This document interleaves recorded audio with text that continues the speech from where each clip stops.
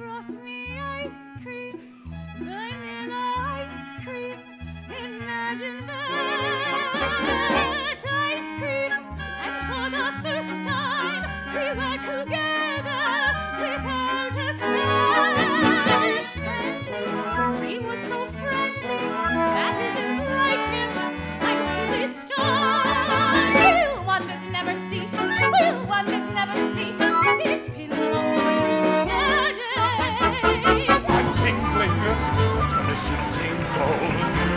I'm trembling, what the hell does that mean? I'm freezing, that's because it's cold out. And still I'm incandescent, and like some adolescent, I'd like to scrawl on every wall I see. She loves me. She loves me.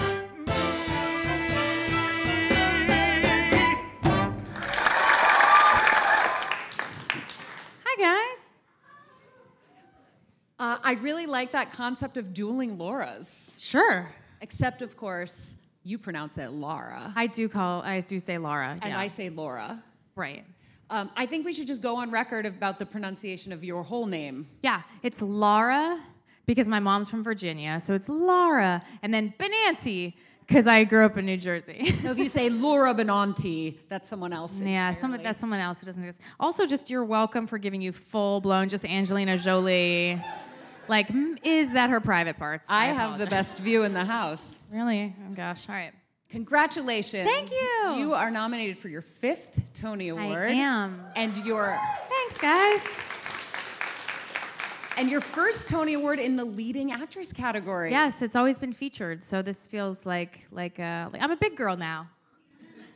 Well, the show is so great. She Loves Me is playing at Studio 54. Yes. And so much cocaine just lining the carpet. Sometimes when I'm laying down and stretching in my dressing room, I'm like, I'm probably pretty high, and I don't even know it. You have an amazing supporting cast, also who I'm assuming are getting high off of the cocaine in the air. From Studio 54. The show it's enough to make a person in the audience feel that kind of tingle, like there's been some drug involved. It's just joy. It is joy. It's joyful, and I've gone back to see it 3 times. And every time I see something new. Thank you. I think this is a classic musical. It's 50 years old. Yeah. It was the first musical that Roundabout ever produced. Yes. And in its original incarnation, and now it's back. And it doesn't feel old. That's the thing that I love about it. It feels really fresh. Even though it was written in 1962, it feels, the comedy especially, and the heart and the reality of it, and especially the way in which the women are portrayed, that they're fully drawn women. They aren't caricatures or stereotypes of women. It feels very fresh and new. And Jane Krakowski actually said something really smart, where she was saying that because people find love online now, it's more powerful than ever to people. Because in 1962, not many people were writing letters, to each other through Lonely Hearts Clubs. At least I don't think so. So, I really do feel like in some ways the audiences it's resonating with them even more than it was in its original incarnation and then in the revival in '92. So it feels really fresh and new, and it also feels just really happy, in this very tumultuous time in our nation's political situation and everything happening all over the world. I think it's nice to just go to the theater for 2 hours and 45 minutes and smile and watch people communicate with each other and write letters to each other. Mm-hmm. I think it's nice. It takes place in this beautiful perfume shop, and the set is amazing. Yes, David Rockwell is such a genius. It looks like just the facade of a building, and then it opens up like a dollhouse, except it's a dollhouse that's big enough for people to walk around in. Yeah. So gorgeous. And the music feels really fresh and modern, too. It does. It really does. I think, as a soprano, sometimes I find it frustrating that there aren't a lot of new shows written for sopranos. And my hope is that when people in our industry come to see the show and see the incredible response to, Vanilla Ice Cream and these very difficult coloratura numbers, that they go like, yes, there's room for that too. There's an audience for that too. People also want to hear a voice that makes you lean in. Mm-hmm. You have such a beautiful voice, and I think this is a good time to mention the fact that you have a new album out. Yes, well, she loves me. Yeah, it's not like I'm just dropping my new R&B record. Well, you do have a... I do have an album that was recorded live at 54 Below, but that was a few years ago. It's called In Constant Search of the Right Kind of Attention. And it's a live album from Studio 54. So it's a lot of, like, I think, funny jokes, and then my favorite songs. The jokes aren't even like, there's some jokes about Studio 54, but there's also some just funny stories about your life. Like when you dressed up like Fosca for Halloween. Yes. Yeah. And how your neighbors used to tell you to shush, and now they're paying out the nose to come and see you on Broadway. Yeah. Now you don't have to buy the album. But Laura's just told you all of it. No, it's... sorry. No. I'm proud of it. I think it's a really good album. Todd Allman is the music director. So. Well, the point that I was going to make is that you are just... You're so funny, and I think that if you hadn't been able to sing, you still would be a huge star because you would have become a comedian. Oh, man, thanks. Or perhaps a chef. Oh, maybe. Does anybody here watch Intermission Kitchen on Instagram? Laura has this series on Instagram where during 2 show days, during intermission, they cook stuff in this teeny little in our easy bake oven. So Wednesdays were becoming really difficult because this show, even though it is joyful to do and joyful to watch, it doesn't mean it's easy. I think that's a common misconception when you're doing comedy or when you're doing something romantic. People are like, well, she's not working hard. Oh, yes, I am. Mm-hmm. I'm working my ass off. So I was like, ooh, if Wednesdays feel rough, what can we do to make Wednesdays feel a little bit more like manageable? So we went to the internet, we went to Instagram, and we asked people what we should do. Not very many helpful suggestions. You guys. Drugs was one of them. Something I actually can't say was one of them. There's a lot of that. But then someone was like, you guys should get an easy bake oven. And we were like, ha, ha, ha, ding. So we started doing it, and then we now we have this little like series that's just 1 minute long videos. But I love them. I think they're so fun. And do they bring you the energy you need for the... Yes. Is it the filming of the show, or is it the actual sweets that you're baking? I mean, it's the filming of it. It's like, what are we going to do? What's our thing next? And then I edit it. So in between shows where I normally nap, I'm now like editing Intermission Kitchen videos like I'm Steven Spielberg or something. It's a really fun thing to do.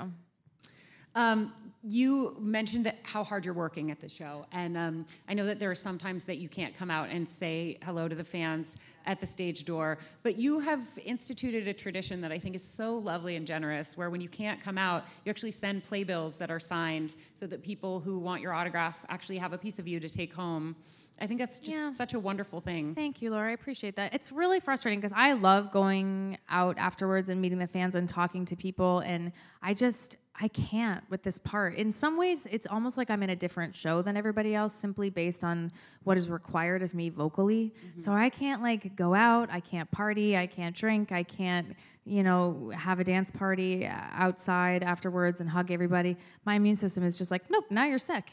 Mm-hmm. And then when I'm sick, I'm out of the show. So I have to really prioritize. My doctor was the one who's like, well, tell me what's going on and walk me through your day. And he was like, wait, hold on. Then you go outside and sometimes it's raining and you like hug 100 people and touch them. I was like, yeah. He was like, no, that's ridiculous. Stop doing that.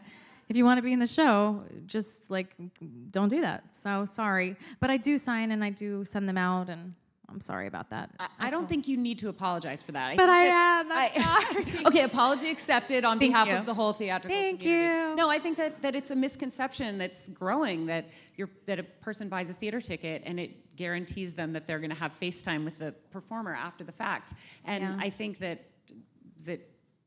giving them a signed playbill is more than Thank you. Need to do. I appreciate that. I wish I could do more because I genuinely enjoy the interaction, and I know people want to get selfies and stuff. But if you send me like pictures to the theater, I'll sign them. I really have to prioritize being in the show.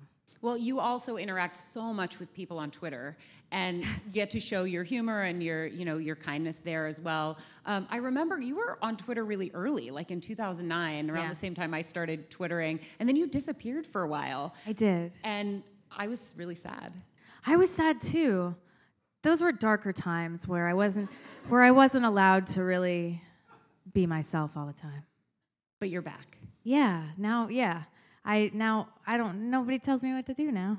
Oh, I'm happy for that. Yeah, it's pretty great. Let's talk about some of your shows, some of your other projects. Yeah. That you, Before She Loves Me. Yes. I don't think, there's so many, I don't think I can remember them all. All of my shows? Yeah. Sound of Music, Swing, Into the Woods, 9, The Wedding Singer, Gypsy, In the Next Room with a Vibrator Play, Women on the Verge of a Nervous Breakdown. Pretend I dropped that. Damn. Okay, now name all the TV shows you've appeared on. Starved, Eli Stone, Law and Order SVU, The Big C, Royal Pains, Go On, Nashville, Supergirl, what was it? I wasn't on Mr. Sunshine. Nurse Jackie. Nurse Jackie. Pardon? No, that wasn't me. You're gonna have to go. Yeah, so sorry. Your sweater's very pretty. But those are the rules. Yeah, that was some other pretty good. stuff. Yeah, I can't remember. Playboy Club. I blocked that out. Which one? Elementary. Yeah, I actually love that one with my friend Johnny Lee Miller from Eli Stone. It's actually really funny. They were like, so she has to play like a murderer who cries all the time, but you feel bad for her. And he was like, my friend Laura, she'll do it. I was like, thank you. Well, I think that's it is a that's a great skill to be able to play a villain in a way that people will, Oh, Sound of Music Live. Of course, which is in its own category. Yeah, that's I consider that more like in the film category. But let's do talk. You? Yeah, of course I do. I'd watch that in a theater. Yeah, all right. Let's talk about Sound of Music because that show has such an important history for you. Yeah, it does. I mean, when I was 17 years old, I auditioned for Liesl in the revival of The Sound of Music. And then I ended up being cast as the understudy to Maria for a wonderful actress named Rebecca Luker. And then when I was 19 and Rebecca left the show, I took over. So that was my first professional audition, my first Broadway show, my first time starring in a Broadway show. And it was an incredible situation. In retrospect, I realize what an unusual story that is. But at the time, I thought, like, oh, this is just what it is. You, like, leave high school, and then you're on Broadway. Yeah, that's but not how it works. You had been trying to get on Broadway in your own head. In my own mind. Since you were a baby. I heard the story your mom told about how you used to hum when you were 3 weeks old, and, like, music was just always in you. 3 weeks old, really, Linda? Like, sometimes she tells that story, and I'm like, all right, let's just have a more realistic age range. Let's just even say, like, 3 months, something. But she and my grandma swear to it. But yeah, I mean, I had wanted to be on Broadway my entire life, and my parents would not allow that until I won the Paper Mill Playhouse Rising Star Award, and they recommended me for the revival of The Sound of Music. And my parents were like, she'll audition and then she won't get it. So, it'll be a good learning experience, and then she'll go to college. Joke's on them. Also, you're welcome for saving you $40,000 a year. Yeah, you did go to college for a split 2 weeks. Yeah, I never went to one single class. I just went to orientation. Well, you're orientated if you ever want to go back. Yeah, I was like, all right, got it. Paper Mills is getting a Tony this year. Yes, too. I know. I was really hoping they would let me present it to them, but I think they're probably going to get somebody more famous. You're pretty famous. No, that's like the story of my life where they're like, it was almost you, but then we got Anne Hathaway. And then you say, Anne Hathaway was my understudy. Anne Hathaway was my understudy. And now she's a movie star. And you are a Broadway What? superstar. That's actually what she said to me, which I thought was so nice. I was like, hi, remember when you were my understudy? Now you're a movie star? She was like, yeah, now you're a Broadway star. And I was like, that was classy of her. Yeah. Then she got into her limo. So She Loves Me, unfortunately, is on a limited run. Yes, July 10th. What's next for you? I honestly don't know. I'm in the process of writing a book, which is amazing and challenging and difficult. So having the time to dedicate to that will be very important, and my editor will be very pleased. She's like, hey, any chapters? I'm like, no. I'm sorry. And I am pursuing two things. One, which would be in the digital space, that would be a hybrid of a late night variety show starring myself. An extended version of Intermission Kitchen. I mean, kind of. But there would also be a charitable component to it, which I'm very excited about. So that I'm pitching right now in the digital space and trying to get made with my friend Ashley Van Buren. And then I'm trying to find a comedy for myself on television that won't get canceled.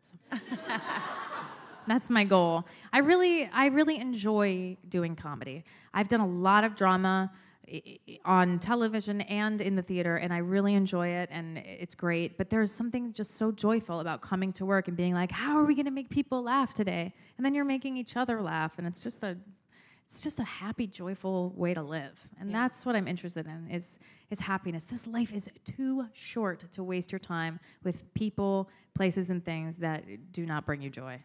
I've read some beautiful quotes from you about happiness and joy and gratitude and how meditation changed a lot for you. Yes. Can you talk a little bit about that? Yes, I have always been a tightly wound person. Shocking, I'm sure. And I was starting to get really bad stage fright, actually.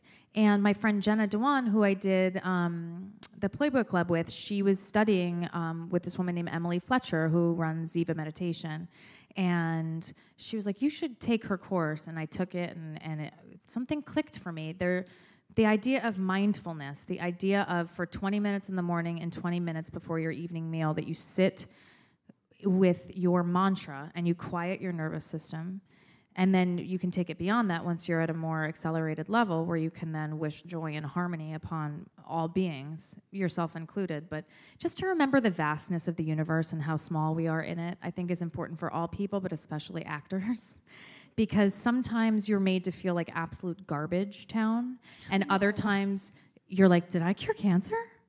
Guys, did I just do something incredible? And you're like, I mean, yeah, we enjoyed it. But so I think there can be a disparity in reality that happens to all of us, but especially in this profession. So I have found that meditation and mindfulness and adding that practice into my daily life has brought me more empathy, more kindness for myself and other people, and has, I think, made my work better in that I am no longer performing so that people will like me.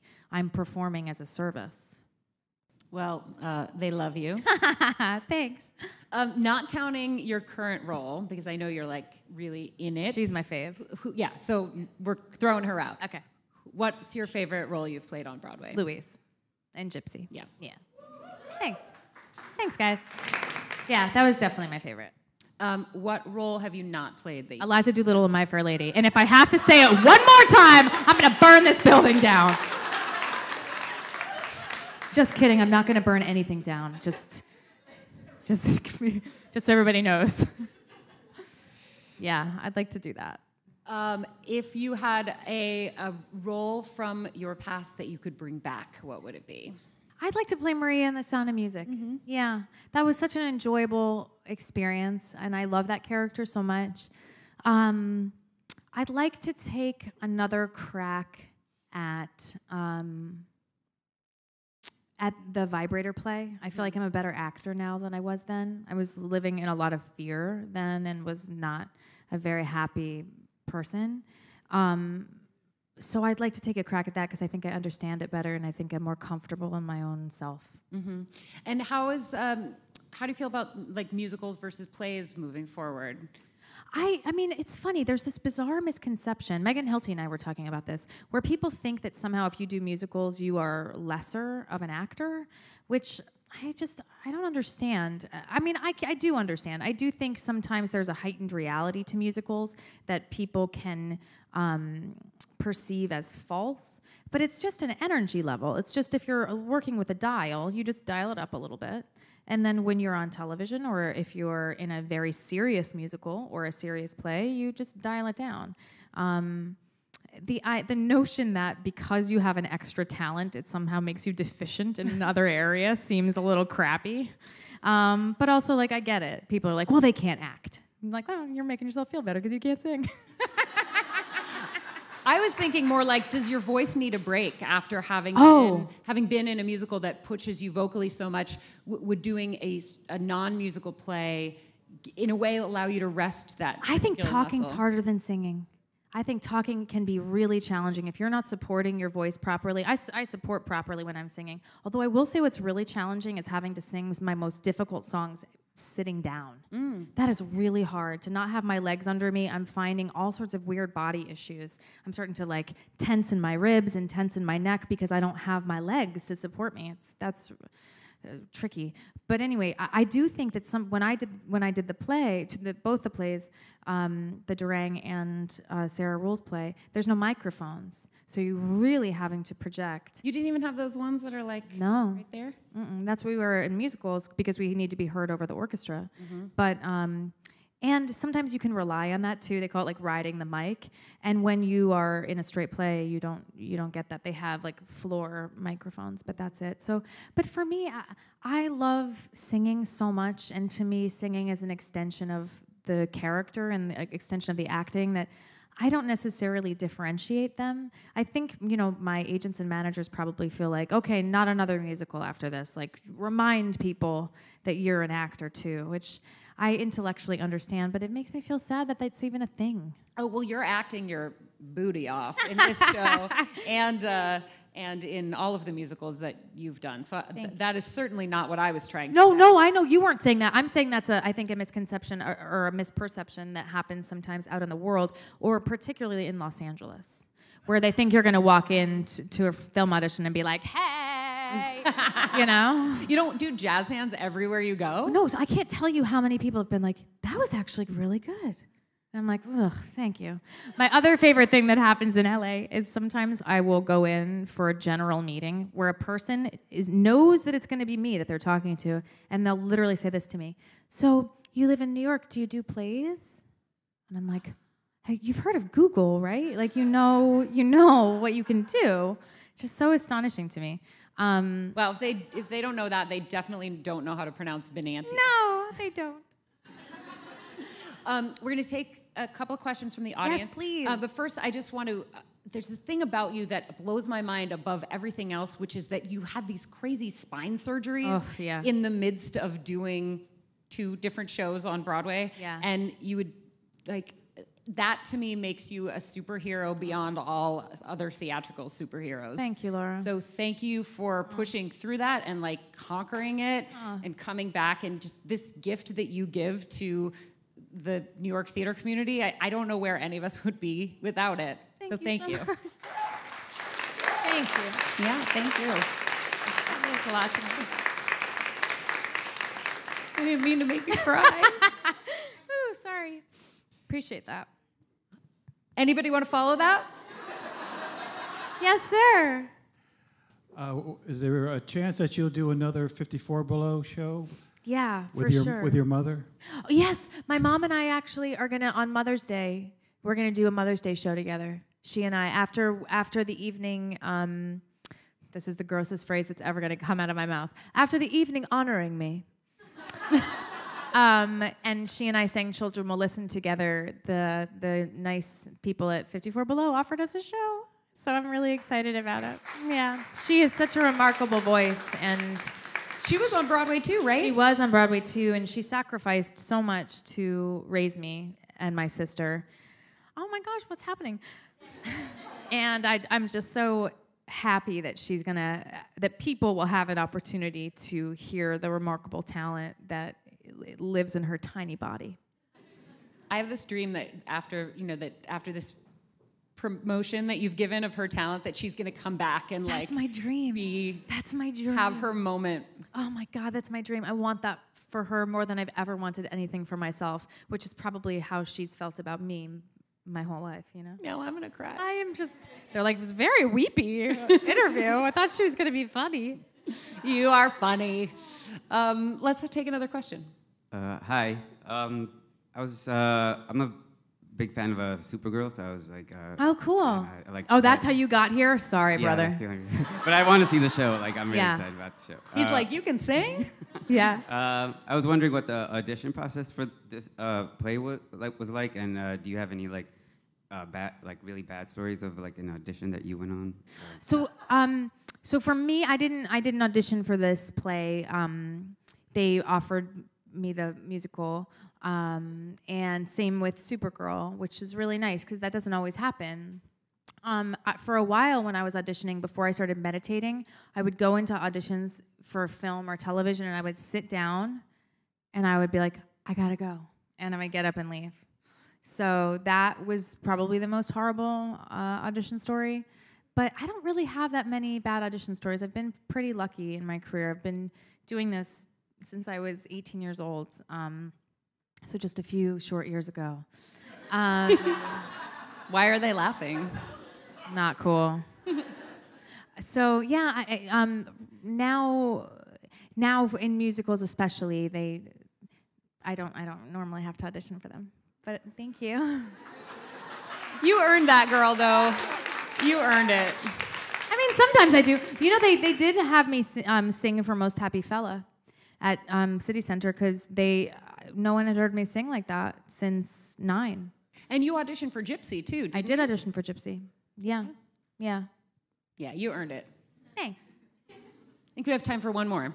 Hi, Laura. Hi. So I just want to know, you did Sound of Music Live, Yes. and then you've also obviously done Broadway. So how does your preparation change between doing a live musical on television versus live stage? That's such a good question.